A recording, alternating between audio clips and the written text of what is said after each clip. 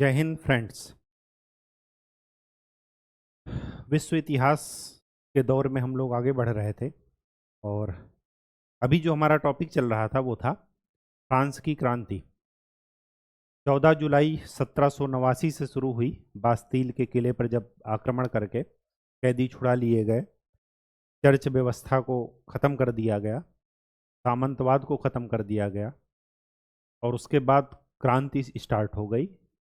क्रांति कई चरणों में जिगजैग होते हुए लास्ट में साम्राज्यवादी तानाशाही को लेकर के आई, जिसको हम लोग कहते हैं नेपोलियन का शासन। अब नेपोलियन ने कुछ सुधार किए और जो उनके कानूनी सुधार थे कि हर चीज़ लिखित में, अलग अलग क्षेत्र में प्रचलित कानूनों को समाप्त कर दिया गया, एक ही कानून पूरे फ्रांस में लागू हो गए। संपत्ति के अधिकार को डिफाइन किया गया, संपत्ति के अधिकार को बाकायदे कानून में जगह दी गई।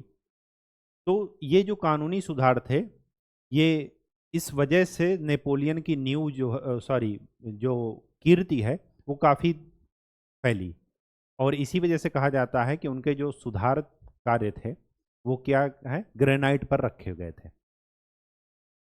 अब स्वाभाविक सी बात है कि जब अगर आप एक जीवन में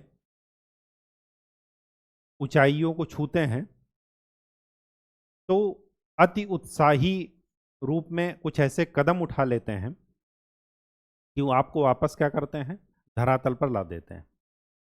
वही हुआ नेपोलियन के साथ भी। और आज का जो हमारा टॉपिक है वो है नेपोलियन की महाद्वीपीय व्यवस्था, continental policy of Napoleon.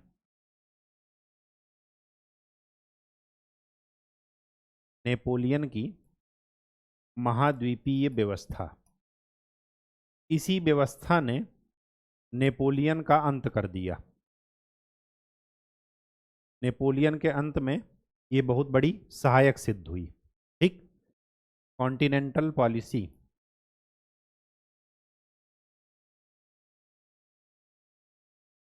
Of Napoleon.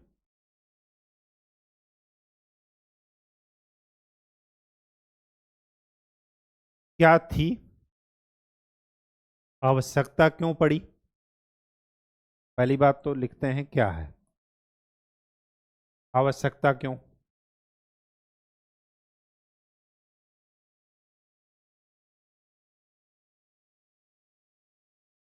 अगर आवश्यकता पड़ भी गई तो इसके प्रभाव क्या हुए?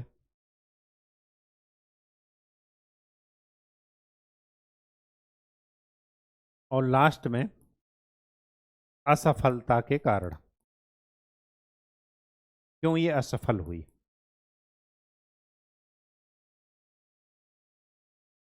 ठीक, नेपोलियन का मैंने आपको बताया कि नेपोलियन का उदय कहाँ से हुआ। जब डायरेक्टरी का शासन था और उस समय क्या हुआ कि फ्रांस की सेना ने इटली पर आक्रमण कर दिया। इटली के अभियान, इटली पर कब्जा के लिए फ्रांस की सेना को जाना था और जो उनका कमांडर था वो बीमार पड़ गया। बीमार पड़ा या बीमारी का बहाना, क्योंकि सैनिकों को वेतन तो मिल नहीं रहा था, आर्थिक स्थिति बहुत खराब थी। अब क्या हुआ कि वहाँ पर नेपोलियन को भेजा गया और उसने क्या किया, इटली को विजित कर लिया, जीत लिया। जीत करके आगे बढ़ा वो मिस्र की तरफ, भूमध्य सागर पार करके गया कहाँ, मिस्र, इजिप्ट। इजिप्ट में ब्रिटिश से इसका क्या हुआ, झगड़ा हुआ और जब ब्रिटिश आर्मी नेवी से झगड़ा हुआ तो वहाँ पर ये हार गया और वापस आते समय गुस्से में इसने किस पर कब्जा किया, सीरिया पर। ये आपको बता चुके हैं कल। तो जब मिस्र पर इसका आमना सामना हुआ इंग्लैंड की नेवी से, नौसेना से, तो ये चीज जान चुका था कि इंग्लैंड को प्रत्यक्ष रूप से सैन्य शक्ति के रूप में नहीं हराया जा सकता। अब जब नहीं हराया जा सकता तो किस तरीके से हराया जा सकता है? तो जब आप किसी को कमजोर करना चाहें तो सबसे पहले क्या है, उसकी आर्थिक चीजों पर चोट कीजिए। दो ही रास्ते हैं, एक आर्थिक चीजों पर चोट कीजिए और दूसरा उसका सामाजिक समर्थन छीन लीजिए, तो अपने आप वो कमजोर पड़ जाएगा। यही जो पॉलिसी थी उसी को बोलते हैं नेपोलियन की महाद्वीपीय पॉलिसी। इसके तहत इन्होंने क्या किया कि पूरे यूरोप कॉन्टिनेंट से इंग्लैंड को अलग कर दिया। तो इंग्लैंड को छोड़कर पूरे यूरोप महाद्वीप पर यह व्यवस्था लागू थी। इसी वजह से इसका नाम है नेपोलियन की महाद्वीपीय व्यवस्था। तो नाम के पीछे का कारण समझ में आ गया कि पूरे यूरोप कॉन्टिनेंट को, पूरे यूरोप महाद्वीप पर यह लागू थी सिवाय इंग्लैंड के। क्या थी वो बता रहे हैं। क्या थी ये कि इंग्लैंड से पूरे यूरोप के देश व्यापार नहीं करेंगे। अब जब व्यापार नहीं करेंगे तो स्वाभाविक सी बात है कि उनके यहाँ औद्योगिक क्रांति पहले से ही हो चुकी है, औद्योगिक क्रांति के वो पीक पर हैं।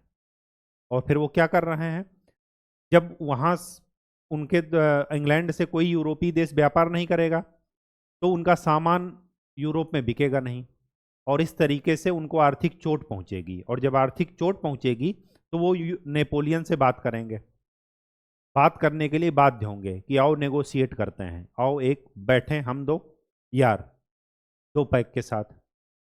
ये उसकी सोच थी, किसकी? नेपोलियन की। तो क्या थी ये? यूरोप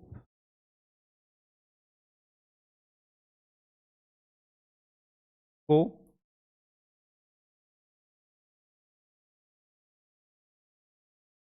इंग्लैंड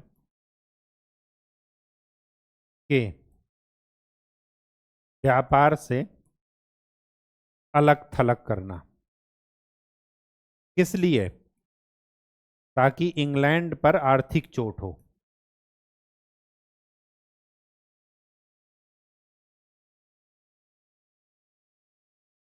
इनको ये ज्ञान नहीं था कि इनके उपनिवेश पूरे विश्व में फैले हुए हैं, और एक तो हाल फिलहाल आज़ाद हुआ अमेरिका, और उससे इन्होंने गुस्से में आकर के रिलेशन तोड़ा नहीं, बल्कि मुक्त व्यापार शुरू कर दिए। ये इनको ज्ञान नहीं था नेपोलियन को। यहीं से इसकी पहली दूरदर्शिता अदूरदर्शिता सिद्ध होती है कि इन्होंने सोचा कि इंग्लैंड कहाँ तक सीमित है, केवल और केवल यूरोप तक। जबकि उनके बारे में क्या कहा जाता था कि ऐसा देश जिसमें कभी भी सूर्य अस्त नहीं होता। मतलब इनके उपनिवेश पूरे वर्ल्ड में ऐसी सी जगह पर हैं कि एक जगह अगर सूर्योदय होता है तो दूसरी जगह सूर्यास्त होती है। ठीक। अब देखते हैं कि आवश्यकता क्यों पड़ी। आवश्यकता क्यों पड़ी? आवश्यकता इस वजह से पड़ी कि इंग्लैंड की नौसेना को प्रत्यक्ष युद्ध के द्वारा नहीं जीता जा सकता।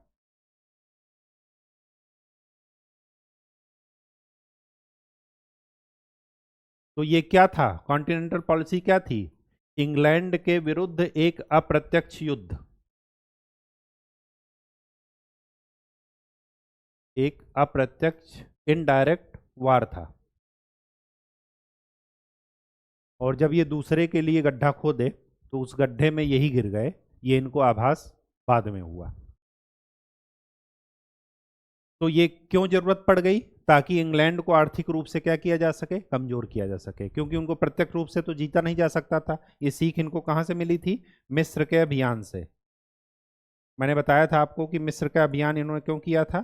ताकि वो जो लाल सागर और भूमध्य सागर वाला रूट है वहां पर क्या कर सकें, उसके बीच में पड़ता था ना मिस्र, तब सुएज कैनाल बनी नहीं थी। अब क्या हुआ कि मिस्र के अभियान पर जो है, मिस्र पर कब्जा करके वो ट्रेड पर कब्जा करना चाह रहे थे, और वही था क्या? Silk route. ठीक है, तो ये थी बात। असफलता के कारण देख लेते हैं, उसके बाद प्रभाव देखेंगे। क्यों असफल हो गई? पहला, जब आप कोई नीति पॉलिसी अप्लाई कर रहे हैं किसी दूसरे अ, देश के प्रति, तो स्वाभाविक सी बात है कि आपके अंदर उतनी क्षमता होनी चाहिए। अब अगर यूरोप इंग्लैंड से व्यापार करना बंद कर देगा, तो ठीक वही हालत हो जाएगी कि इंग्लैंड उस समय क्या था? चाइना था आज का, सस्ते में सामान बनाता था। और बाकी यूरोप, किस तरह के यूरोपीय देश कैसे थे? यूरोप या फ्रांस, आजकल के इंडिया। अब अगर इंडिया में चाइना से व्यापार करना बंद कर दिया जाए, तो इंडिया में क्या हो जाएगा? विद्रोह, महंगाई बहुत ज़्यादा बढ़ जाएगी। जितना सस्ता सामान वो दे रहे हैं, डंप कर रहे हैं यहाँ पर, तो ठीक वैसे ही वहाँ पर क्या था कि फ्रांस किसकी तरह था? आज के भारत की तरह। और इंग्लैंड किसकी तरह था? इंडिया की तरह, चाइना की तरह। अब क्या हुआ कि जब आपने ये कह दिया कि इंग्लैंड से कोई सामान नहीं खरीदेगा, तो इंग्लैंड वही सामान को बाकी वर्ल्ड के देश में बेचेगा सस्ते में। और आपके यहाँ क्या होगा कि सामान की वजह से जब सामान नहीं पहुंचेगा, तो महंगाई क्या होगी? बढ़ेगी। अब जब महंगाई बढ़ेगी, तो आपके पास दो रास्ते हैं। या तो सभी को क्या कर दीजिए, नोट बांट दीजिए कि महंगी चीजें लोग खरीदें, या दूसरा, चीजों को सस्ता करने के लिए अपने यहाँ ऐसे इंडस्ट्रियलाइज कंडीशन होनी चाहिए कि वो क्या हो कि उस मांग को पूरी कर सकें। और इनके पास दोनों नहीं था, आर्थिक स्थिति इनकी पहले से ही खराब थी और उद्योग थे ही नहीं इनके पास। तो स्वाभाविक सी बात है, पहली बात, कि फ्रांस के औद्योगिकरण बहुत ही निम्न स्तर पर था। पहले से ही 40 साल 50 साल से क्या चल रहा है? असंतोष की भावना चल रही है। 20 साल पहले से क्या हो रही है? क्रांति का दौर चल रहा है। तो फ्रांस के उद्योग यूरोप की मांग को पूरा करने में सक्षम नहीं थे।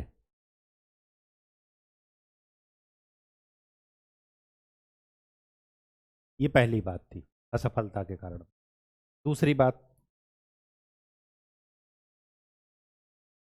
बात ये थी कि जब आप पॉलिसी लगा रहे हैं, तो उसको इम्प्लीमेंट करने के लिए आपके पास क्या होनी चाहिए? Political and economical power. Political और इकोनॉमिकल पावर तो थी, लेकिन मिलिट्री पावर इनकी उतनी सक्षम नहीं थी जितनी कि इंग्लैंड की थी। तो सेकंड पॉइंट ये था कि फ्रांस की नौसेना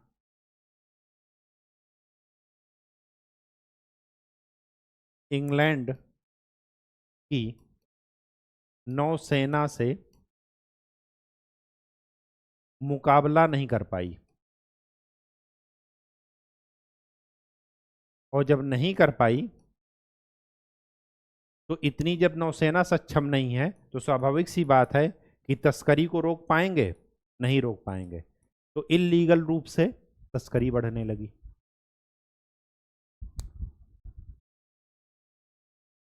तीसरी बात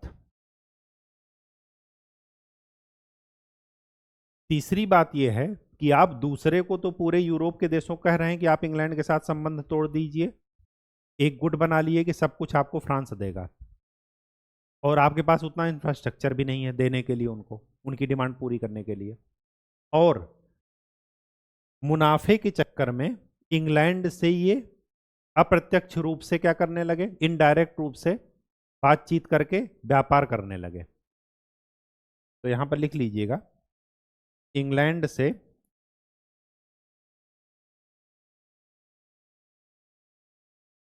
व्यापार किसके लिए?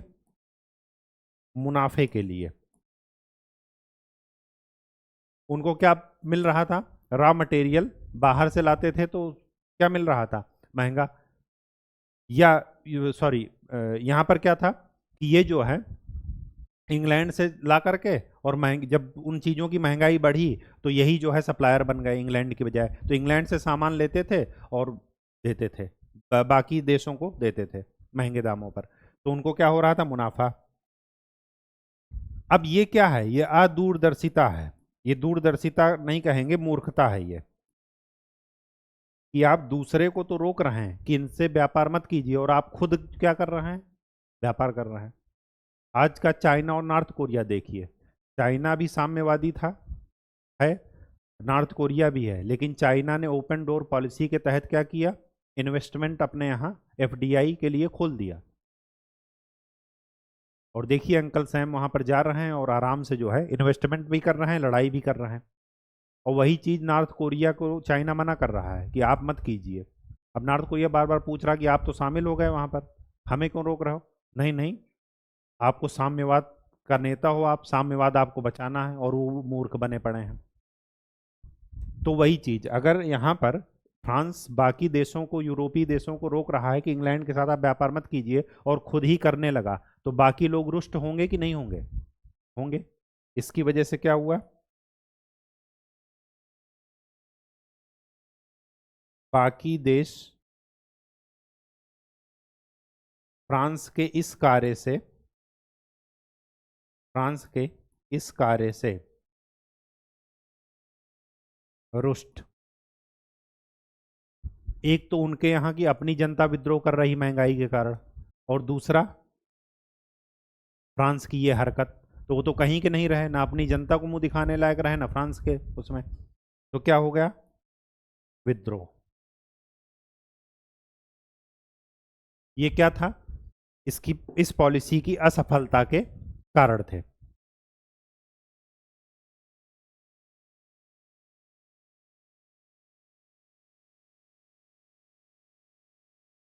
ठीक है, तो थर्ड पॉइंट में लिख लीजिएगा, फ्रांस की नीति में विरोधाभास।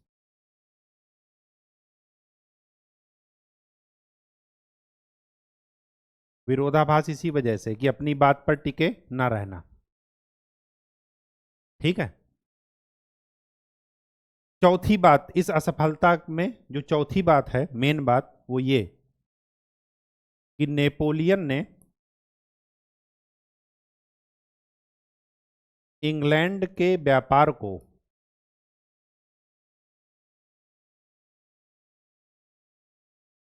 यूरोप तक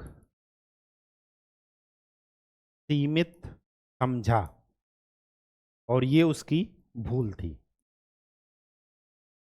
ये क्या थी, भूल थी। क्यों, क्योंकि इंग्लैंड का जो व्यापार है वो विश्व लेवल पर चल रहा था। क्यों, क्योंकि उपनिवेश की दौड़ में वो सबसे आगे थे, तो इस वजह से उनके ऊपर ज्यादा इफेक्ट नहीं पड़ा, और ये क्या हो गए, बर्बाद हो गए। फ्रांस का तो इतिहास ऐसा रहा है ना, कि जहां पर मतलब ईगो के लिए लड़ रहे हैं, आप सोचिए क्या मूर्खता है। अरे पहले अपने देश को बचाओ, अपने को बचाओ, उसके बाद क्या है, ईगो तो बाद में भी देख लेना, ऐसा क्या है। यही काम इन्होंने किया अमेरिका के स्वतंत्रता संग्राम में, इनके यहाँ क्रांति हो गई। अब क्रांति के बाद भी ये सुधर नहीं रहे हैं। क्यों, क्योंकि जो गद्दी पर बैठ रहा है, जो सत्ता पर बैठ रहा है, वो अदूरदर्शिता दिखा रहा है। ये बैठे, ये 10 साल में इतने ज्यादा युद्ध लड़ डालेंगे, अभी देखिए क्यों लड़, ये हो गया। अब इसी बीच में क्या हो गया, इसी बीच में लिखिएगा, स्पेन का संघर्ष।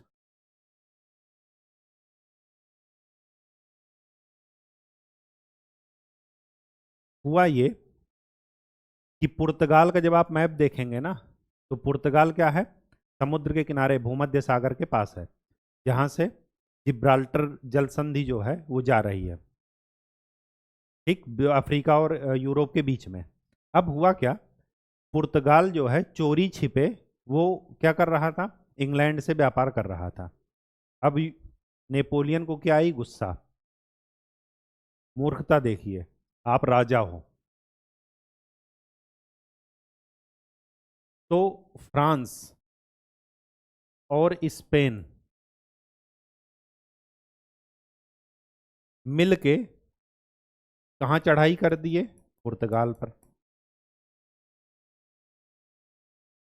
पुर्तगाल पर कब्जा किए, वहां के राजा को हटाए, दूसरे को बैठा दिए, दूसरे को बैठा करके वापस आए और वापस आकर के स्पेन में उलझ गए। स्पेन में क्या उलझ गए? स्पेन मतलब ये और ये मिल करके पुर्तगाल में गए। यहां पर स्थिति थोड़ा ठीक क्या करके क्या है, बिगाड़ दी है। स्वाभाविक सी बात है, यहां की मजबूरी भी तो समझिए। आप सप्लाई दे नहीं रहे हैं, डिमांड बढ़ रही है, तो वहां का राजा क्या करेगा? जनता विद्रोह करेगी ही करेगी। तो उसको दबाने के लिए ये जो है तस्करी चालू कर दी है।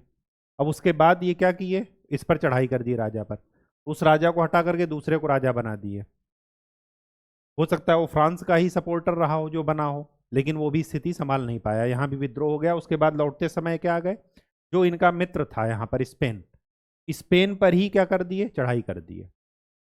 स्पेन के माहौल को ठीक करने में लग गए और यहाँ पर इनके राजा को, स्पेन में जो राजा था उसको हटा करके, मार करके अपने भाई जोसेफ को राजा बना दिए।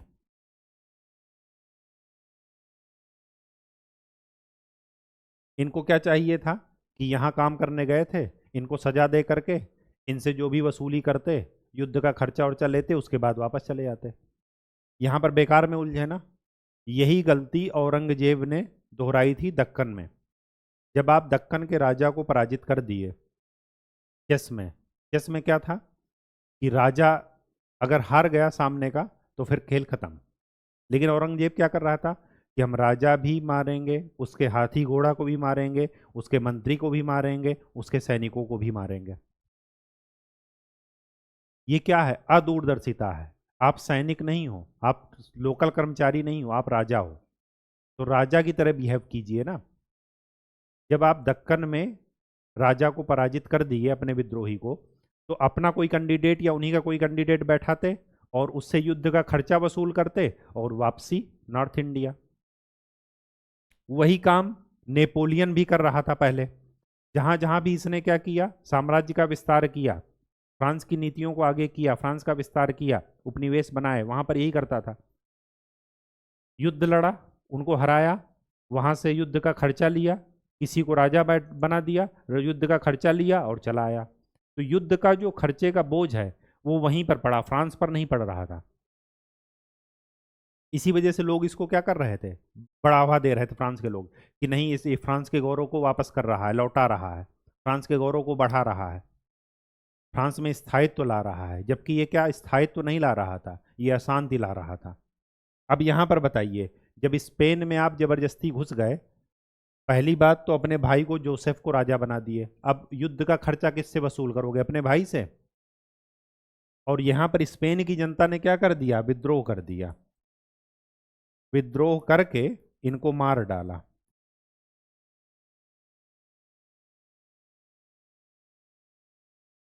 जब तक ये वापस फ्रांस पहुंचता नेपोलियन, तब तक इसको खबर मिली कि स्पेन भी गया, पुर्तगाल भी गया।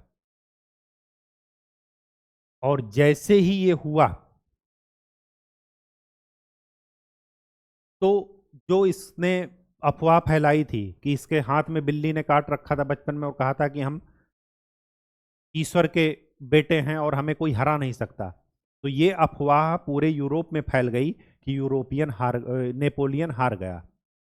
अब जब नेपोलियन हार गया, यूरोप में अफवाह फैल गई, तो सब लोगों की हिम्मत जुट गई कि अच्छा, नेपोलियन को हराया भी जा सकता है, बिल्कुल हराया जा सकता है, देखिए स्पेन ने हरा दिया। और जैसे ही आपकी कमजोरी की अफवाह फैली, तो उसी समय आपको क्या करना चाहिए, जो समझदार होगा वो शांत हो जाएगा, अच्छे मौके की तलाश करेगा, और जो बेवकूफ़ होगा वो क्या होगा, और उलझेगा उसमें। तो इन्होंने क्या किया, बेवकूफ़ी वाला काम करते गए। तो ये जो स्पेन का संघर्ष है, ये इसके लिए क्या बन गया, इसने कहा था कि स्पेन का संघर्ष हमारे लिए क्या बन गया, नासूर बन गया। जबरदस्ती, यहां पर इनको जाने की जरूरत नहीं थी, लेकिन जबरदस्ती के लिए गए। ठीक, बात समझ में आ गई। ये जो पुर्तगाल वाली लड़ाई थी ये 1808 में है, और ये सब होते होते 1812-13 हो गया था। ठीक, अब क्या हुआ? तो स्पेन का जो संघर्ष है वो नेपोलियन के लिए क्या बन गया? नासूर, घाव, एक ऐसा घाव जिसकी पूर्ति ना की जा सके, और वही उसके पतन का क्या बन जाएगा? कारण। तो नेक्स्ट हेडिंग, नेपोलियन का पतन। पतन के कारण, पहला, नेपोलियन का एक ही दर्शन था, युद्ध दर्शन। जिस देश का आधार ही युद्ध पर टिका हो, वो देश कभी भी सक्सेस नहीं हो सकता, वो व्यक्ति कभी भी चिरकाल तक नहीं रह सकता। जब से ये गद्दी पर बैठे हैं तब से युद्ध ही लड़ रहे हैं, और मैंने आपको बताया है कि इनका दर्शन क्या था कि मेरे पास अगर मेरी तलवार है तो मैं कितनी दूर जा सकता हूं, ये कोई सोच भी नहीं सकता।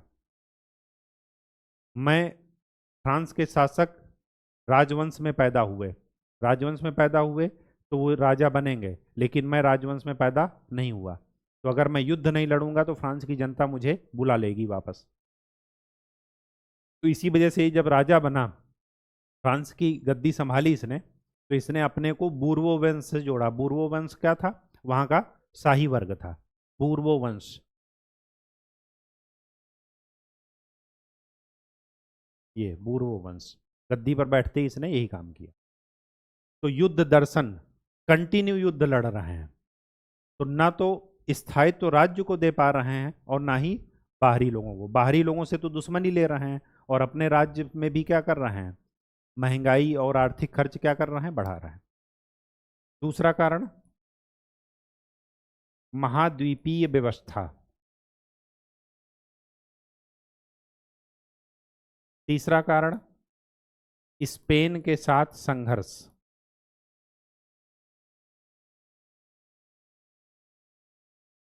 स्पेन के साथ संघर्ष।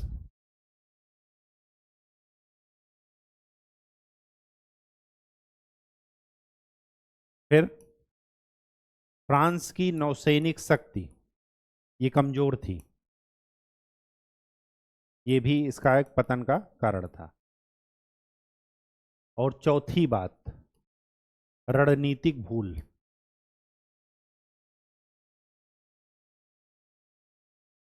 रणनीतिक भूल क्या थी? रणनीतिक भूल ये थी कि स्पेन की मैंने बात बता दी, ये अगर फ्रांस है तो इधर पड़ेगा स्पेन, इसके पश्चिम, और फ्रांस के इधर पड़ेगा ऑस्ट्रिया और ये सब, रसिया, पोलैंड, ये सारे चीजें, ठीक, पूर्व की तरफ। इसने क्या किया, जब ये स्पेन से वापस यहां पर पहुंचे तो इनके भाई जोसेफ को तो मार दिया स्पेन वालों ने। तो इनको गुस्सा आई, तो ये चारों तरफ अभियान कर रहे हैं, दोनों तरफ एक साथ, पूर्व में भी जा रहे हैं लड़ने और पश्चिम में भी लड़ने।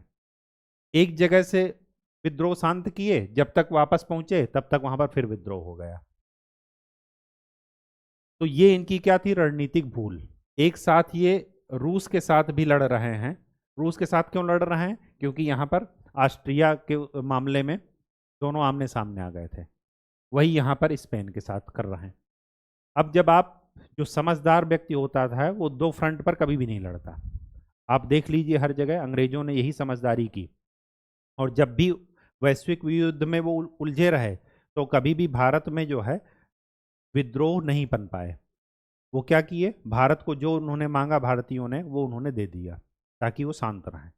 जब वो वैश्विक समीकरण से निपट लिए, उसके बाद फिर भारत में शिकंजा कसना शुरू कर दिए। तो जो समझदार व्यक्ति हैं वो कभी भी दो या मल्टी फ्रंट पर नहीं लड़ते, एक ही जगह पर फोकस करेंगे। यही काम नेपोलियन ने किया, पूर्व और पश्चिम का अभियान एक साथ शुरू किया। और मैंने आपको बताया कि रूस में आप देखिएगा जो साइबेरिया वाला रीजन था, ये जो अक्टूबर से जनवरी का महीना है ना,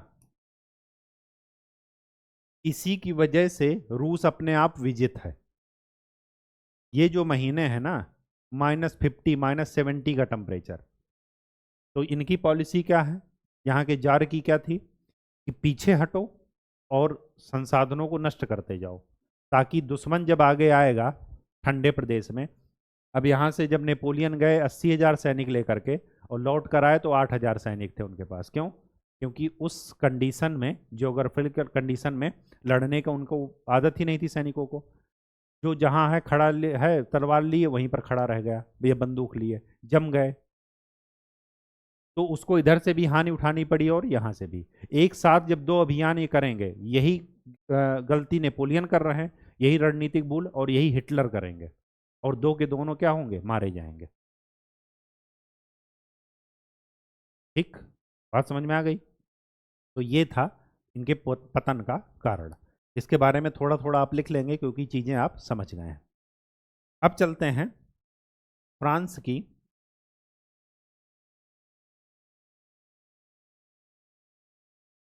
क्रांति का चरित्र। मैंने आपको बताया है कि किसी भी क्रांति का चरित्र देखना हो तो ये देखिए कि कौन नेतृत्व कर रहा है, उसका प्रसार कहाँ तक है, उनकी मांगें क्या हैं, और बाद में उनका उनका क्या स्वरूप निखर करके आया, चरित्र या स्वरूप। तो पहला, मध्यवर्गीय, मिडिल क्लास। मध्यवर्गीय के पीछे तर्क क्या देंगे? एक तो मांगे हैं, मांगों में कौन सी मांगे हैं? समानता। दूसरा मध्यवर्गीय चरित्र क्या बताएंगे? कि संपत्ति के अधिकार को बनाए रखा गया, संपत्ति का अधिकार नष्ट नहीं किया गया, लोप नहीं किया गया उसका।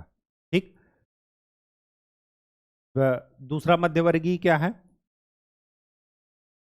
चर्च एंड सामंत, इनको तो खत्म कर दिया गया, लेकिन इनको मुआवजा देने की बात थी, खास करके किसको? सामंतों को। ठीक है। चौथा,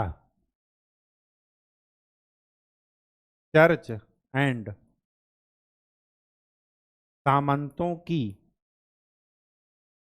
संपत्ति को भूमिहीन वर्गों में न बांटकर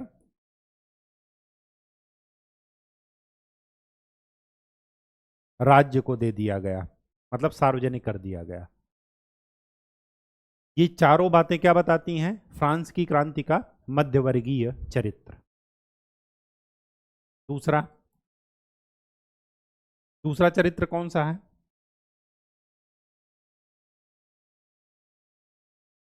प्रगतिशील। प्रगतिशील कैसे? क्योंकि इनका जो, जिस वजह से क्रांति स्टार्ट हुई वो थी समानता की बात, तो स्वतंत्रता, समानता और बंधुत्व, ये इनका नारा था।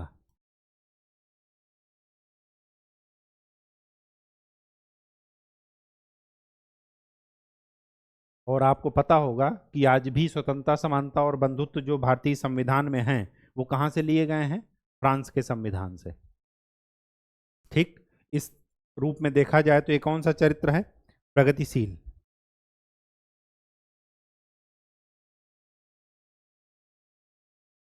तीसरा बात क्या है?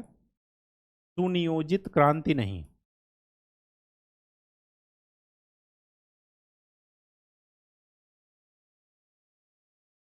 सुनियोजित क्यों नहीं? इसके जो चरण हैं, पहले क्या हुआ? संवैधानिक गणतंत्र आया, फिर उसके बाद राजा को फांसी पर टांग दिए, उसके बाद उग्र गणतंत्र आया, राजा को फांसी पर टांग दिए, उसके बाद कौन आया? उदार गणतंत्र, और उसके बाद नेपोलियन।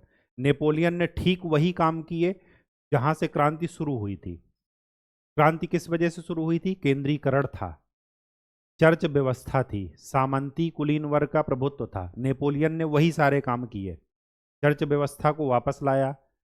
जो नियुक्ति करेगा वो नेपोलियन करेगा, लेकिन मान्यता कौन देगा? पोप रोम के। उसने एक कुलीन वर्ग तैयार किया, उसको क्या था? फ्रांस के लिए राष्ट्रीय पुरस्कार की उसने वो किए, जिसको आप क्या कहते हैं, क्या बोलते हैं? उसका नाम था,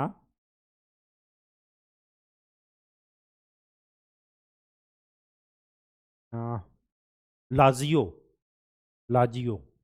लाजियो उन्होंने शुरू किया, नेपोलियन ने। लाजियो क्या था? जो फ्रांस का पुरस्कार था, ये पुरस्कार देने की उसने शुरुआत की। ये क्या था कि अपने सपोर्टर के कुलीन वर्ग को तैयार करना, जो इनके सपोर्टर हैं, ताकि क्या चल सके, इनकी तानाशाही आराम से चल सके। ठीक। तो सुनियोजित क्रांति नहीं थी, जिगजैग रूप में चली। ठीक है। और चौथा, विश्वव्यापी। विश्वव्यापी स्वरूप क्या था? नेपोलियन जहां जहां भी विस्तार कर रहा है फ्रांस का, जहां जहां भी युद्ध लड़ रहा है, तो फ्रांस के दर्शन को क्या कर रहा है? फैला रहा है, जानबूझकर नहीं, अनजाने रूप में। और ये दर्शन कौन सा था? यही। तो इसके बारे में कहा जाता है कि नेपोलियन ने जादू की छड़ी से सोई हुई राजकुमारी को जगा दिया। इसका यही मतलब है कि ये जहां जहां भी जाएंगे, ये विचार लोगों तक फैलेंगे, और जब फैलेंगे तो और भी जगह पर क्या होगा? स्वतंत्रता की बात होगी, उपनिवेशवाद विरोध की बात होगी, केंद्रीकरण के विरुद्ध आग फैलेगी, शक्ति के पृथक्करण को सपोर्ट मिलेगा, राष्ट्रवाद की भावना को सपोर्ट मिलेगा। राष्ट्रवाद को ही लेकर के चल रहे हैं। और यही कारण है कि इसके बाद इटली और जर्मनी वो क्या करेंगे? एक राष्ट्र के रूप में सामने आएंगे। तो उनके पीछे जड़ में कौन है? यही सब, नेपोलियन। ठीक। लास्ट, फ्रांस की क्रांति का प्रभाव, क्या इफेक्ट पड़ा? पहला, स्वतंत्रता, समानता, बंधुत्व।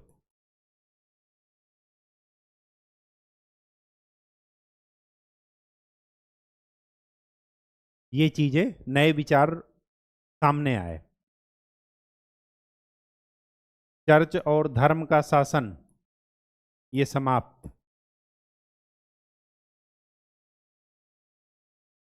सामंतवाद,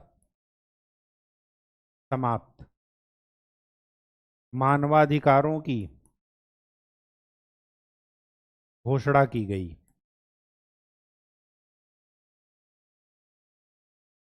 उसके बाद राष्ट्रवाद को बढ़ावा मिला, और इसी वजह से यूरोप के मानचित्र में इटली और जर्मनी, इनका उदय होगा इसके बाद। और क्या हुआ? संपत्ति के अधिकार की बात हुई। संपत्ति के अधिकार को मान्यता। तो ये सब कौन दिया? फ्रांस की क्रांति ने। अब अगर आपसे एक लास्ट क्वेश्चन पूछा जाए कि नेपोलियन ने प्राचीन और नवीन फ्रांस को आपस में जोड़ा, तो क्या बताएंगे? उसको भी देख लीजिए। एक तो प्राचीन व्यवस्था देख लीजिए, फिर क्रांति के दौरान, और फिर नवीन व्यवस्था या नेपोलियन का शासन। तो क्वेश्चन क्या कह रहा है कि ये और ये जुड़ गए, तो वास्तव में जुड़ गए। तो जो जो यहां पर था, चर्च, इन्होंने चर्च को मान्यता दे दी। बताया आपको कि जो पादरी बिशप भाग गए थे, उनको वापस लाए, ससम्मान वापस लाए। सोचिए। और उसके बाद क्या किए? जो यहाँ पर कैद थे उनको छोड़ दिए, आज़ाद कर दिए। और इस चर्च में जो पादरी या बिशप की नियुक्ति करते थे, वो नेपोलियन कर रहे हैं। और उसकी मान्यता कौन दे रहा है? इटली के रोम के पोप। पूरे राज्य में क्या कर दिया? कैथोलिक धर्म घोषित कर दिया। जबकि वहां पर भी क्या था? धर्म का शासन था, चर्च का शासन था। यहाँ पर केंद्रीकरण था, एक ही हाथ में सत्ता थी, एक ही चीज की मर्जी चलती थी, वंशानुगत राजतंत्र था, निरंकुश था। वही चीज नेपोलियन लाए। 3 काउंसिल इन्होंने बनाया, और तीनों के ऊपर कौन बैठ गया? खुद। सारा डिसीजन लास्ट में किसके पास आ रहा है? नेपोलियन के पास। तो केंद्रीकरण को क्या मिल रहा? बढ़ावा मिल रहा। जबकि क्रांति के दौरान क्या हुआ? इसका जस्ट अपोजिट हुआ था, केंद्रीकरण खत्म हुआ था। सामंतवाद खत्म हुआ था, ये सामंतवाद को फिर से बढ़ा रहा है। यहाँ पर क्या था, जनता की इच्छा थी, और यहाँ पर क्या था, राजा का इच्छा थी। जो राजा ने कह दिया वही होगा, वही यहाँ पर है, जो नेपोलियन कहेगा वही होगा। तो इस वजह से इन दोनों को क्या कर दिया, जोड़ दिया। इसके क्वेश्चन हमेशा ट्विस्टेड बनते हैं, ऐसे ही जैसे राजकुमारी वाला मैंने बताया, स्पेन का नासूर बन गया ये। और एक ये क्वेश्चन बनता था कि हाँ,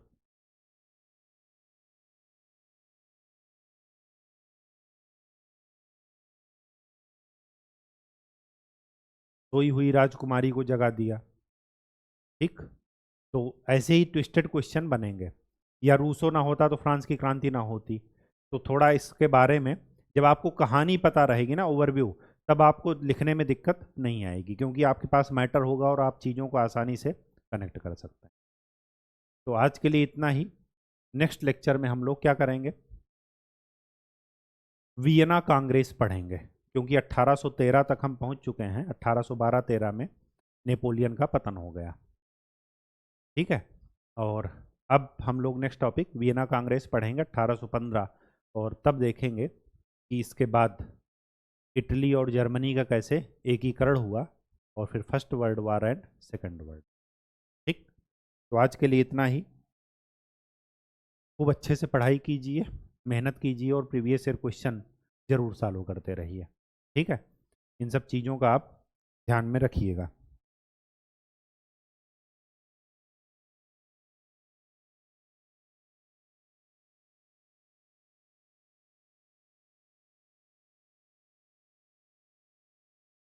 एक यहाँ पर एक दो पॉइंट और ऐड कर लीजिए, ध्यान में आ गया तो बताए दे रहे हैं। धर्मनिरपेक्ष राज्य की स्थापना, धर्म से पीड़ित थे ही।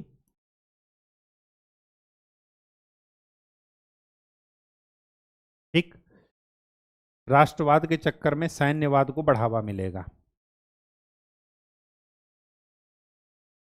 और फिर आएंगे कौन, हिटलर, यूरोप में, फ्रांस में नहीं। ठीक है, तो ये भी जरा नोट कर लीजिए। धन्यवाद।